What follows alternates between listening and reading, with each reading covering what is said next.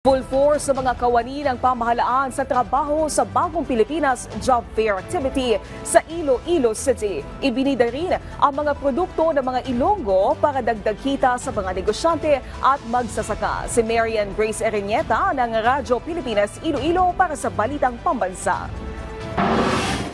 Napuno ng mga aplikante ang bleacher na yan sa Iloilo Sports Complex dahil sa trabaho sa Bagong Pilipinas Job Fair Activity ng pamahalaan. Sa pangunguna ng Office of the President, Sanib Puwersa ang Department of Labor and Employment, Department of Social Welfare and Development at Agriculture Department para magbigay ng oportunidad sa mga benepisyaryo ng 4Ps.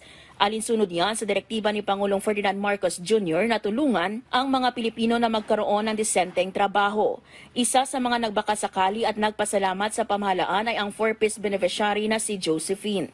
Nagpapasalamat po ako sa DOLE na nag-oorganisa ng job fair ngayon dito sa Sports Complex. Batay sa datos ng DOLE Region 6, mahigit 5,000 trabaho ang inalok ng 30 kumpanya sa naturang job fair. Bukod dito, naglagay rin ng kadiwa ng Pangulo ang DA. Kabilang sa mga inaalok dito ay ang NFA rice na mabibili sa halagang 29 pesos kada kilo. Ibinida rin ang mga produkto na tatak Ilonggo at mga agricultural product na tiyak na makakatulong sa mga magsasaka.